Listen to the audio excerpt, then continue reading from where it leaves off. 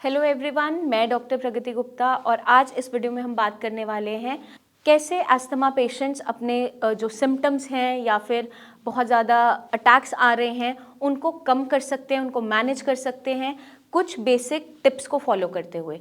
इस वीडियो में हम बात करेंगे कुछ ऐसी बेसिक टिप्स के बारे में। जैसे ही देखते हैं कि वेदर बदल रहा है, अचानक से स्प्रिंग से जैसे ही समर्स आता है या समर से ऑटम की तरफ बढ़ते हैं हम, या फिर अचानक से बहुत ज़्यादा क्लाउडी वेदर हो रहा है, तो एस्थमा अटैक्स बहुत ज़्यादा प्रोमिनेंट होने स्टार्ट हो जाते हैं, बहुत ज़्यादा बढ़ते चले जाते हैं।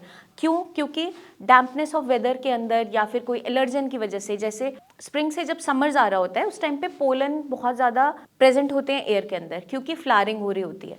तो जब हम पोलन्स इनहेल करते हैं तो उसकी वजह से भी हमारे नोज़ के अंदर, नेज़ल ट्रैक के अंदर इरिटेशन कॉज होती है, जिसकी वजह से एस्थमा अटैक्स बढ़ जाते हैं। वैसा ही एकदम से देखने को मिलता है जैसे ही ट्रांजिट आता है समर से लेकर मॉनसून्स का, क्योंकि तब वेदर बहुत ज़्यादा ह्यूमिड, डैम्प होना स्टार्ट होता है, मॉइस्ट होता है, तो और भी बहुत सारे एलर्जेंस हैं या फिर फंगल इन्फेक्शंस हैं, उनकी ग्रोथ बढ़ जाती है। और फंगल स्पोर्स, फंगस के जो छोटे छोटे कण हैं, उसको भी अगर हम इनहेल करते हैं उसकी वजह से भी हमारे लंग डिजीजेस बहुत प्रोमिनेंट हो जाते हैं। इसको बचाने के लिए हम कुछ बेसिक टिप्स को फॉलो कर सकते हैं, जिससे हमारे जो अटैक्स हैं वो कम से कम हो और हमारे सिम्टम्स के अंदर बहुत बेटर रिलीफ आता रहे। सबसे पहले हम बात करेंगे कि जब भी कोई एस्थमा का पेशेंट है, ऐसे एनवायरनमेंट में जा रहा है जहाँ पे बहुत ज़्यादा पोल्यूशन है, तो उनके अटैक्स ट्रिगर हो सकते हैं। उस कंडीशन में आप क्या कर सकते हो? आप मास्क वेयर कर सकते हो। साथ के साथ आप वहाँ कहीं भी बाहर निकलने से पहले एक रूटीन बना लीजिए। बहुत से मेडिकेटेड ऑयल्स आते हैं जो आप अपने नेज़ल ट्रैक के अंदर लगा सकते हैं। बस आपको उसको ड्रॉप के फॉर्म में डालना नहीं है, गले के अंदर नहीं जाना चाहिए। आप फिंगर टिप पे लेके उसको अपने नॉस्ट्रल्स में अप्लाई कर सकते हैं या ईयरबड से भी कर सकते हैं। उससे क्या होगा, एक लाइनिंग बन जाती है जिसकी वजह से पोलन या कोई भी एलर्जन आपके नेज़ल ट्रैक के अंदर इनहेल ही नहीं होगा। तो जब हम प्रिवेंशन वहीं पे उस स्टेप पे कर देते हैं तो आगे कंडीशन बढ़ती ही नहीं है। मास्क वेयर करेंगे, ऑयल अप्लाई करेंगे, साथ के साथ हमें अपनी डाइट के अंदर कुछ चीज़ों को ऐड ऑन करना है। जैसे कि हम बात करते हैं टर्मरिक के बारे में, हल्दी के बारे में।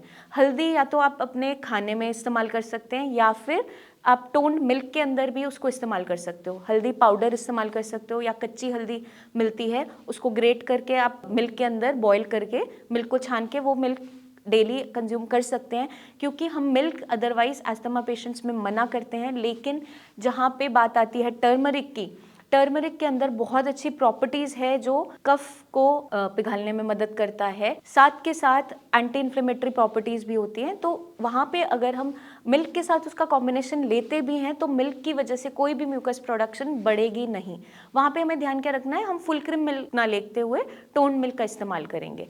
साथ के साथ सिनेमम की बात करें अगर हम, सिनेमन होता है दालचीनी। दालचीनी का इस्तेमाल बहुत सी कंडीशंस के अंदर किया जाता है, हार्ट ट्रबल्स में, लिपिड कंट्रोल में। बट जहाँ बात आती है नेज़ल ट्रैक इन्फेक्शंस के बारे में या सर्दी खांसी जुकाम के बारे में, तो सबसे पहले दालचीनी हमें याद आता है, क्योंकि उसके अंदर बहुत अच्छी एंटी माइक्रोबियल प्रॉपर्टीज़ हैं, एंटी इन्फ्लेमेटरी प्रॉपर्टीज़ हैं जो हेल्प करती हैं सारे के सारे इन्फेक्शंस को फाइट करने में। तो किसी को बहुत ज़्यादा स्नीजिंग हो रहा है, रनी नोज़ हो रहा है, या फिर एस्थमा के अटैक्स के बाद कोई कफ प्रोडक्शन बहुत ज़्यादा हो रहा है, रुक नहीं पा रहा है, उस कंडीशन में हम दालचीनी का पाउडर हनी में मिक्स करके भी इस्तेमाल कर सकते हैं।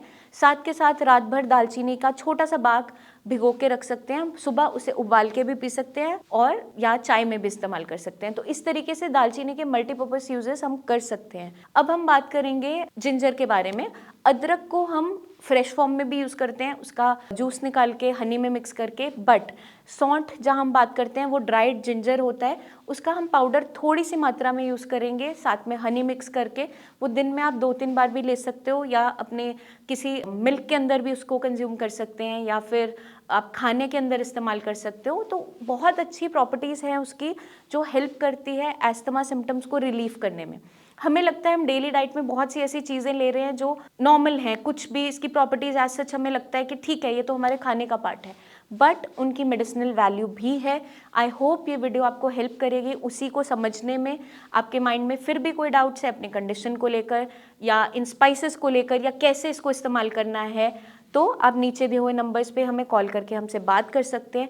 जब कुछ ऐसे सिम्टम्स आने स्टार्ट होते हैं कि अब इन रेमेडीज से कंट्रोल नहीं हो पा रहे हैं, वहाँ पे मेडिसिन का पार्ट बहुत इंपॉर्टेंट हो जाता है। तो श्रेयास में जो भी हम पेशेंट्स देखते हैं उनके लिए जो भी ट्रीटमेंट प्रोवाइड होता है, इन्हीं बहुत सारी हर्ब्स साथ में कंबाइन करते हुए वो पूरा लाइन ऑफ ट्रीटमेंट प्लान किया जाता है, क्योंकि हमें रूट कॉज पे वर्क करना बहुत इंपॉर्टेंट है। आयुर्वेद के हिसाब से तभी ट्रीटमेंट हो पाता है अगर हम रूट कॉज को वहाँ से रिमूव करते हैं। अदरवाइज आपकी बीमारी बार बार वापस आती रहेगी। जैसे आप बहुत सी मेडिसिन खाते हो, उसको दबा देते हो, लेकिन सिम्टम्स जाते नहीं हैं। तो अगर हम परमानेंट क्योर चाहते हैं तो हमें इसी तरीके से काम करना बहुत ज़रूरी है। आई होप ये वीडियो आपके लिए हेल्पफुल साबित होगी। अपना खास ध्यान रखिए। Take care.